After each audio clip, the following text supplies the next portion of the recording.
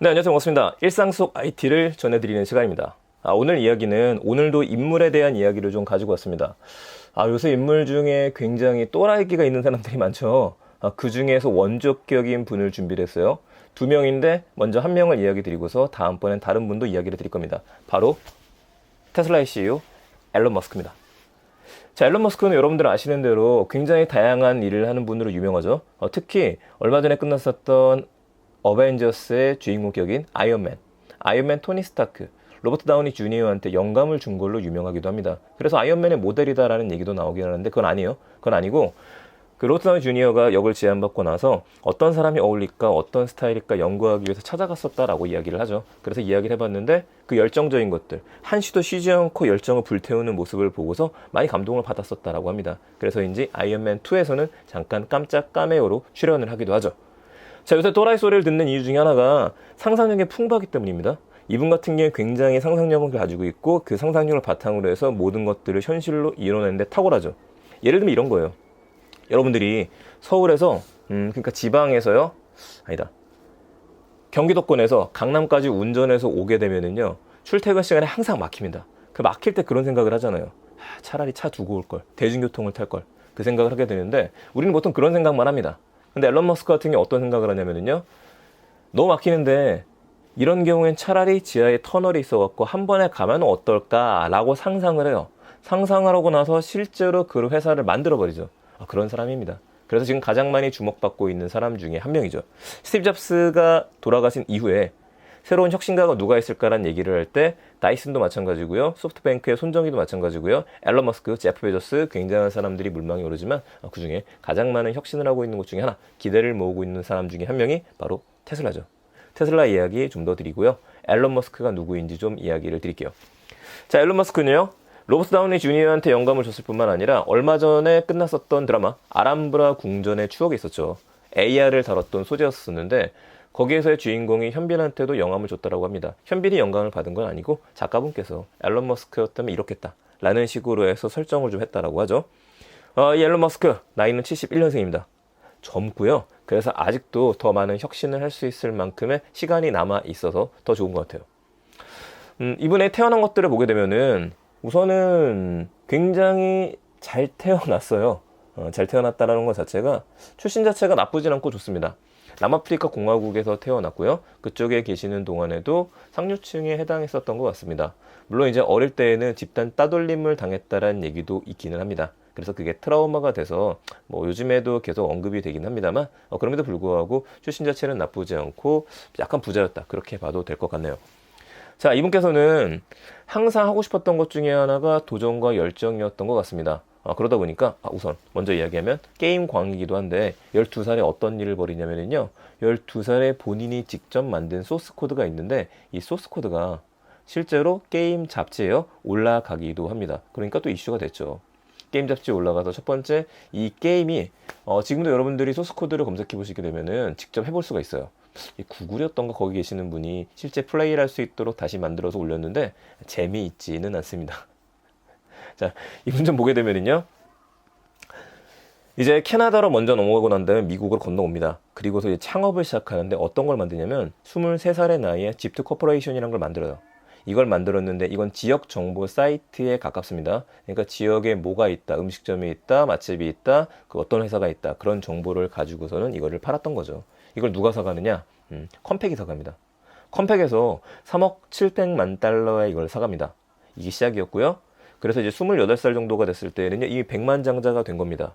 그럼 좀 더 여유를 즐겨도 될 텐데 충분히 즐기기는 해요. 성에서 파티도 하고 여러 가지 일을 벌이기도 하는데 그럼에도 불구하고 쉬지 않고 창업을 합니다. 자, 바로 이 같은 해 창업한 회사의 이름이 엑스닷컴입니다. 이 엑스닷컴에서는 어떤 프로젝트를 진행을 하냐면은 핀테크 시장에 뛰어들어요. 근데 그냥 핀테크가 아니라 금융을 이해하는 분이다 보니까 이메일 주소를 통해서 돈을 쉽게 송금하는 방법을 개발해보자, 그래서 만들어내요. 근데 비슷한 회사가 있죠. 바로 페이팔이 있죠. 페이팔이라고 하는 회사하고 경쟁 관계에 좀 있었습니다.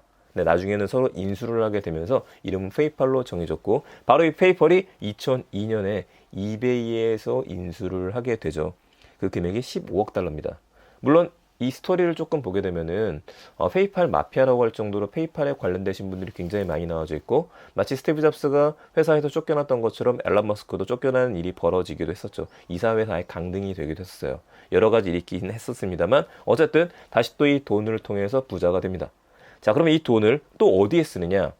이때 당시에 이제 머스크의 자산 자체가 거의 뭐 1,000억 달러 이상이 되었다라고, 1,000억 원 이상이 되었다라고 해요. 일단 부럽네요. 자, 네, 같은 회요. 이번에 만든 회사는 스페이스 X라는 회사를 만듭니다. 예전부터 SF라든지 공상과학을 굉장히 좋아했던 분이었기 때문에 본인이 그걸 또 현실로 만들고 싶었던 분이죠. 그러니까 이 스페이스 X에서 어떤 얘기를 하느냐? 전 재산을 거의 털어놓습니다. 전 재산을 털어 만들었던 것들. 로켓을 만들겠다.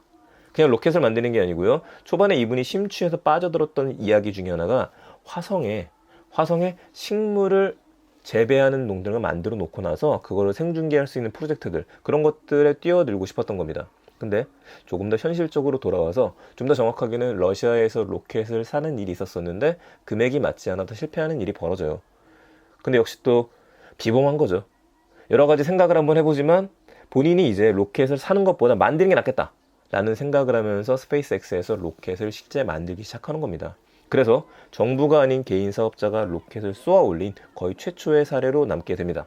이후에는요, 안정적으로 투자도 받고요, 다른 나라에서 우리 로켓을 쏴줘 라는 식의 의뢰를 받으면서 성장하게 되죠.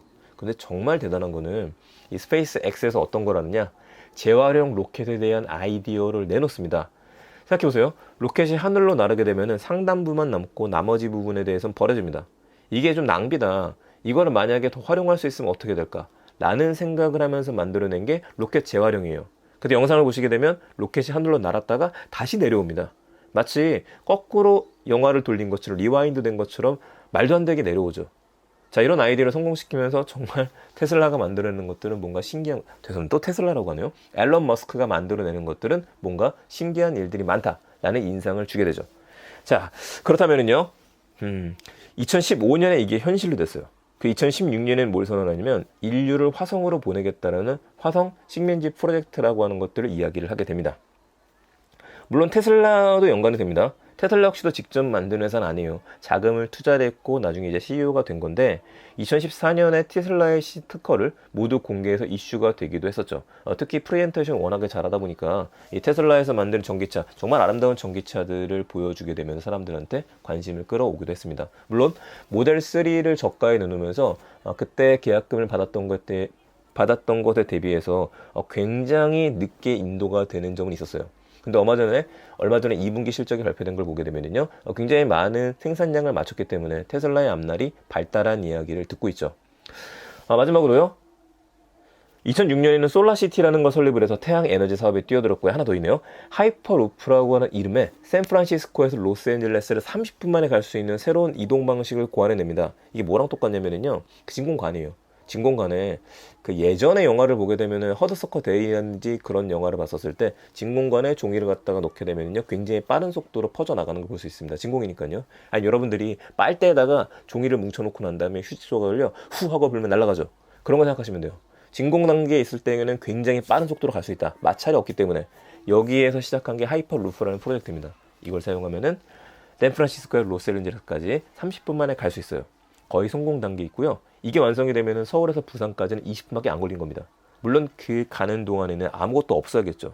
자, 이거 2025년은 시범 운영이 된다라고 하는데, 정말 대단한 건 앨런 머스크가 상상했었던 이 스토리가 전 세계에 퍼져나가면서 많은 나라들이, 많은 기업들이 또 이 사업을 연구하기 시작했다라는 거 있죠.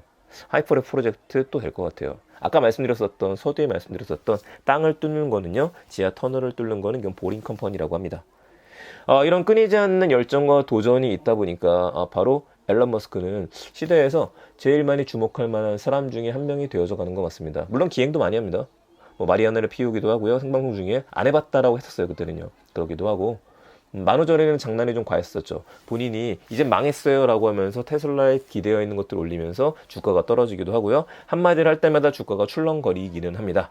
하지만 테슬라의 CEO 앨런 머스크, 그가 만들어가는 미래에 있어서는 뭔가를 보는 거는 분명히 보이고요. 그 미래가 많은 사람들한테 기대를 주는 것 역시도 분명히 보입니다. 앞으로 어떤 혁신을 하게 될지 더 많이 기대되는 인물 중에 하나이기 때문에 앨런 머스크 이야기를 오늘은 준비를 했습니다. 다음에도 재밌는 이야기 있을 때 들려드리도록 하고요. 다음번 혁신가 이야기는 얼마 전에 애플에서 사임을 하고 새로운 회사를 차리는 걸로 유명해진 하나의 화두를 몰고 온 분이 계시죠. 바로 조나단 아이브, 조니 아이브에 대한 이야기 준비하도록 하겠습니다. 다음에 뵙겠습니다. 감사합니다.